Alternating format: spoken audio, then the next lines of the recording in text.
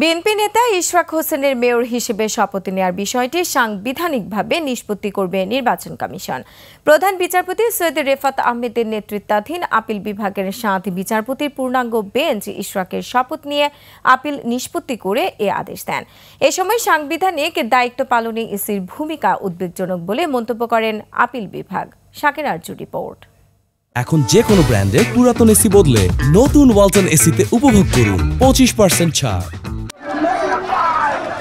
গত কয়েক সপ্তাহ ধরে আলোচনায় বিএনপি নেতা ইঞ্জিনিয়ার ইশরাক হোসেনের মেয়র হিসেবে শপথ পড়ানোর বিষয়টি শুধু আদালত নয়, রাজনীতির মাঠেও চলতে থাকে কথার লড়াই। নগর ভবন আর রাজপথ অবরোধ করে চলে আন্দোলন, অথচ আইনি কিংবা রাজনৈতিক বিতর্কে পুরো সময় নীরব ভূমিকায় থেকেছে নির্বাচন কমিশন।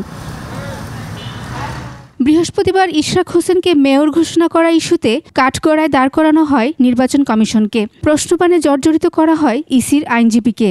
সর্বোচ্চ আদালত বলেন, এই মামলাটি ছিল প্রতিষ্ঠানটির অগ্নিপরীক্ষা, যাতে ব্যর্থ হলে আগামী জাতীয় নির্বাচন কিভাবে করবে কমিশন সে প্রশ্ন ওঠে। অ্যাপিলেট ডিভিশনের বক্তব্য হলো, ইলেকশন কমিশন এই যে আইন মন্ত্রণালয়ে ফাইল পাঠাবে বা অন্য কারো মতামত দেবে, ইলেকশন কমিশন এগুলো রিকোয়ার করেন না। সংবিধান ইলেকশন কমিশনকে সম্পূর্ণ এম্পাওয়ার করেছেন। এই বিষয়ে আমাদের ঊর্ধ্বতন আদালতের, উচ্চ আদালতের সিদ্ধান্ত আছে। ইলেকশন কমিশন স্থানীয় সরকার নির্বাচন সহ যত নির্বাচন আছে, নির্বাচন পরিচালনার বিষয়ে সম্পূর্ণ স্বাধীন। সে সংবিধান দ্বারা পরিচালিত হবে। তিনি সংবিধানের সীমারেখার মধ্যে কাজ করবেন, এই জন্য তাকে কারো দ্বারস্থ হতে হবে না। শুনানি শেষে ইশরাকের শপথ নিয়ে লিপ্ট আপিল নিষ্পত্তি করে দেন আপিল বিভাগ। আইনজীবীরা বলছেন, এখন সাংবিধানিকভাবে তার শপথ বিষয়ে সিদ্ধান্ত নিতে পারবে ইসি। অ্যাপিলেট ডিভিশন এই ভিউটাকে সামনে এনেছেন এবং তারা বলছেন যে ইলেকশন কমিশনের সাংবিধানিক দায়িত্ব পালনের ক্ষেত্রে অন্যের মুখাপেক্ষি হওয়ার প্রয়োজন ছিল না, প্রয়োজন নাই। এবং এই অবজারভেশনের উপরই তারা অবজারভেশন দিয়ে আপিলটা নিষ্পত্তি করছেন। Commission cannot back out from their earlier opinion, অর্থাৎ আগে যে ওপিনিয়ন দিয়েছে সেখান থেকে তারা সরিয়ে সুযোগ নাই। সুতরাং তারা একই রকম সিদ্ধান্ত নিলে শপথ দিতে সরকার বাধ্য হবে। ইশরাকের শপথ ঠেকানোর জন্য বহু চেষ্টা করেছিল, সেটা পুরোপুরি ব্যর্থ হয়েছে।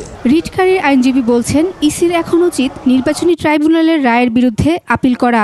মেয়াদ শেষ হয়ে যাওয়ায় শপথের কোনো সুযোগ নেই। হাইকোর্ট ডিভিশন এবং আপিল বিভাগের দুইটা জাজমেন্ট এক করে পড়লে এটাই দাঁড়ায় যে ইলেকশন কমিশনকে আপিল করবার জন্য ওনারা বলছেন, যেহেতু ইলেকশন কমিশন এতদিন তার দায়িত্ব পালনে ব্যর্থ হয়েছে। মামলার পর্যবেক্ষণে সর্বোচ্চ আদালত আরও বলেছেন, জুলাই গণ অভ্যুত্থানের পর নির্বাচন কমিশনের ক্ষমতা, স্বাধীনতা দেখতে চায় দেশের মানুষ। শাকের আরজু, 21 টেলিভিশন, ঢাকা।